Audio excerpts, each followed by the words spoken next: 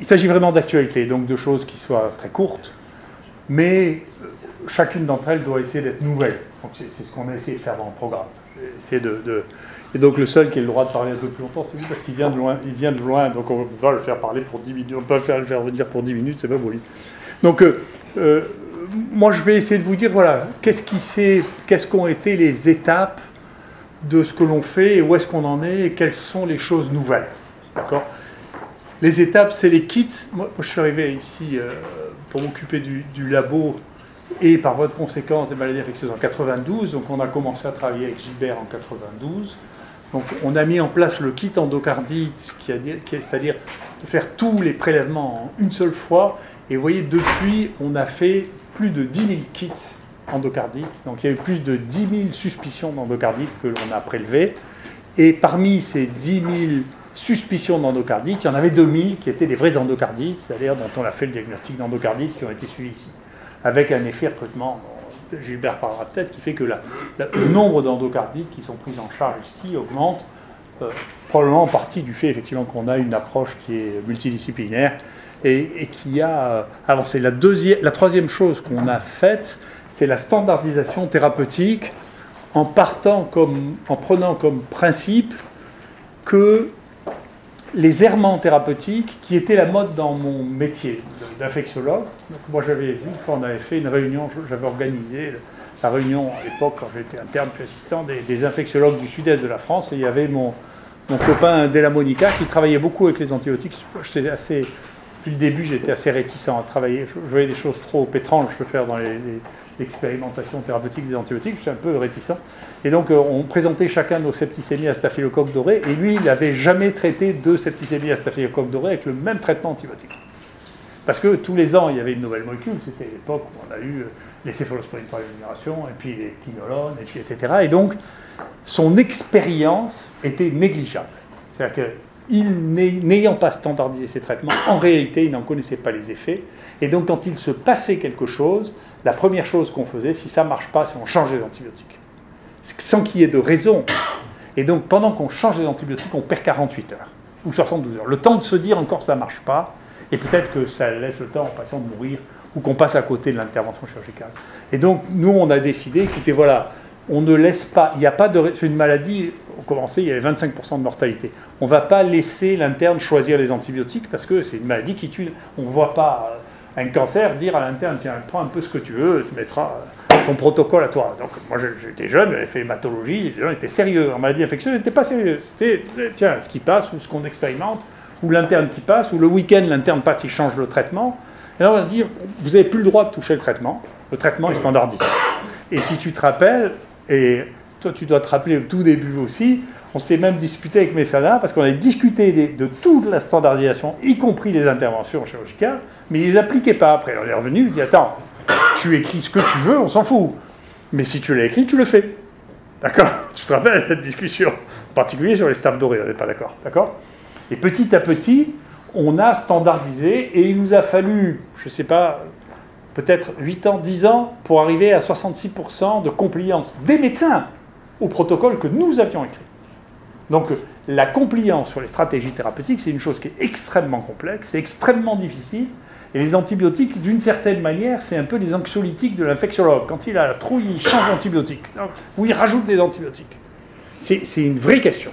D'accord ? Et donc, ça, le fait de fixer les choses et de dire, voilà, si ça ne marche pas, c'est autre chose, c'était un élément clé. La troisième chose que l'on a fait, et donc on s'est rendu compte dans la standardisation thérapeutique, et merci à nos amis chirurgiens, en réalité, c'est que l'endocardite est majoritairement une maladie chirurgicale, et que donc on a plus de 70% de malades chirurgicales. Donc après, nous, on est content, on fait les malins, tu arrives juste au bon moment, tu vois. On fait les malins, mais on fait les malins parce qu'on est des bons chirurgiens. Si on avait avec les antibiotiques, si vous voulez, honnêtement, on aurait 2 fois plus de morts que ce que l'on a. Donc c'est chirurgien. Donc c'est vraiment le truc. Ensuite, les changements de traitement. On a essayé d'être extrêmement avare en termes de changement de traitement, surtout qu'avec Jean-Paul, régulièrement, nous avons des prises de bec, tu as changé, tu as fait, mais toi tu l'as écrit, mais tu me l'as dit, et donc on ne change que ce que l'on a écrit. Jamais, c'est pas non, ne discute pas. C'est connu, tout le monde sait ça. C'est connu. C'est connu. Et donc, on a dû changer de traitement parce qu'on surveille la mortalité, qu'elle a réaugmenté brutalement. Elle a réaugmenté parce qu'il y avait plus de staphylocoques dorés. Ils mouraient d'infection à staph doré. Et ils mouraient parce qu'à l'époque circulaient des clones, en particulier les clones métirésistants, mais pas que, c'est des clones qui étaient les tueurs, en particulier parce qu'ils étaient toxiques.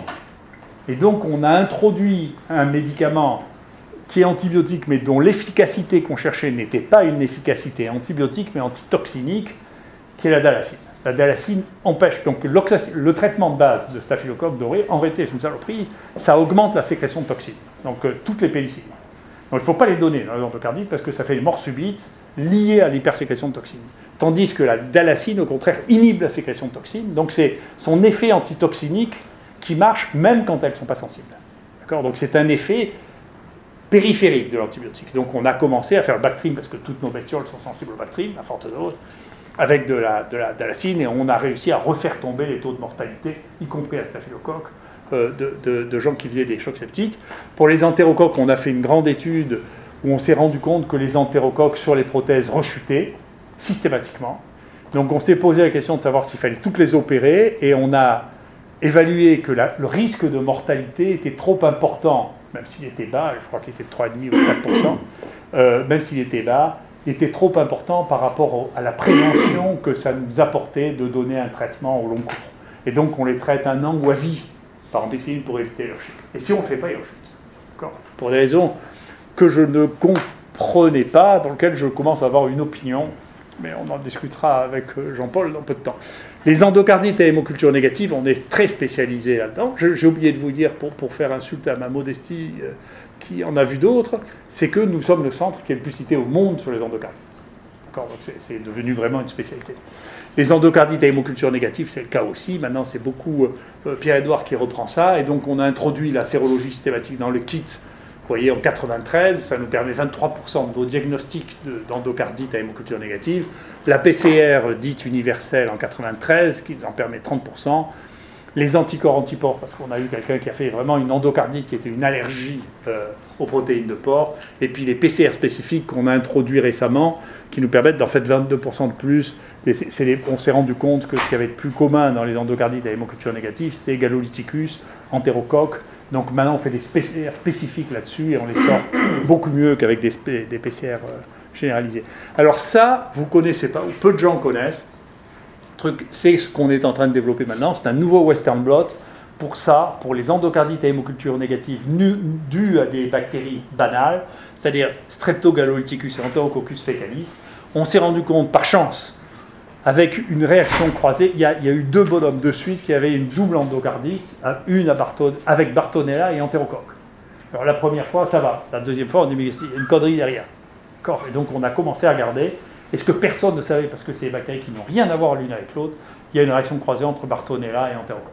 Donc un certain nombre de maladies dont on avait dit que c'était des endocardites et Bartonella, des endocardites entérocoque, mais personne ne savait qu'il y avait des réactions croisées au monde. On a découvert ça par hasard. On a fait absorption croisée, on s'est rendu compte.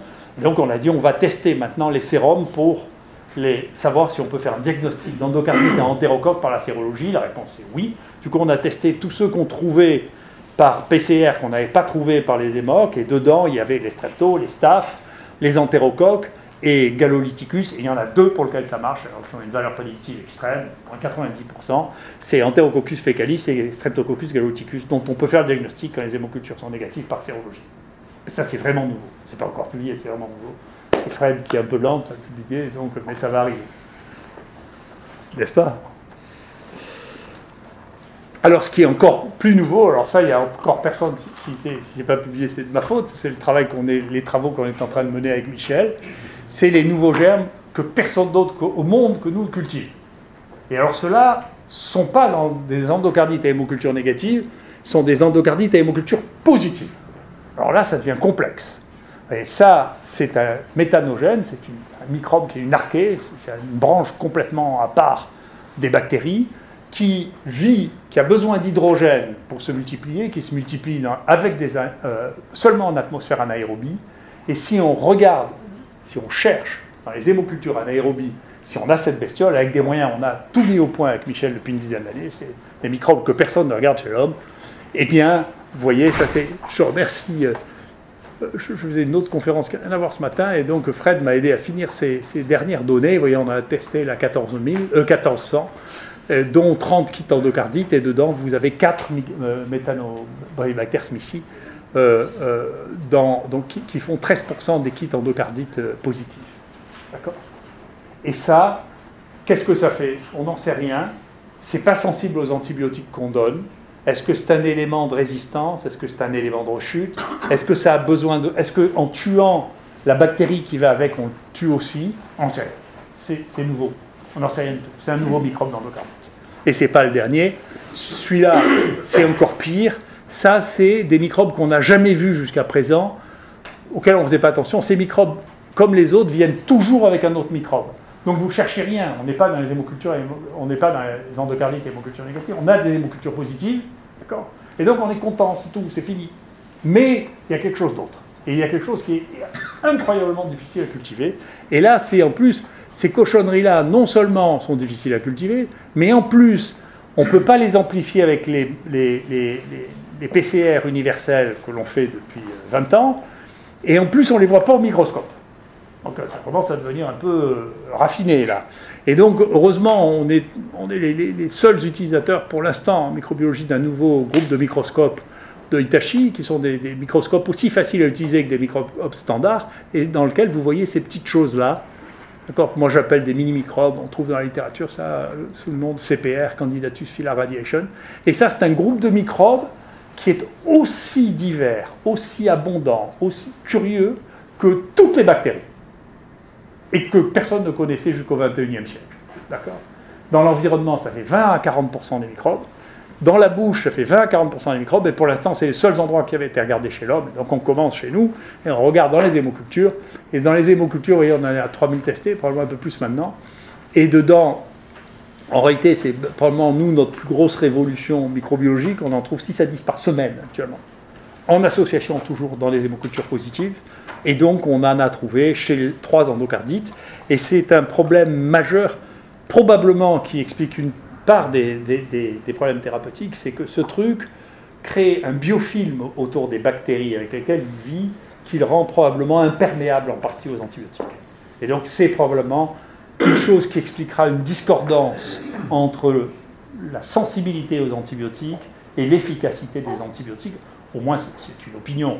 Mais on est au début là, de 2 nouveaux mondes totalement inconnus, qui n'ont jamais été publiés au monde. Jamais personne n'a trouvé ça dans les hémocultures. On est content d'avoir trouvé ça dans un kit endocardite, mais dont les conséquences sur le plan pratique et sur le plan thérapeutique sont totalement inconnues. On verra. Voilà. Merci.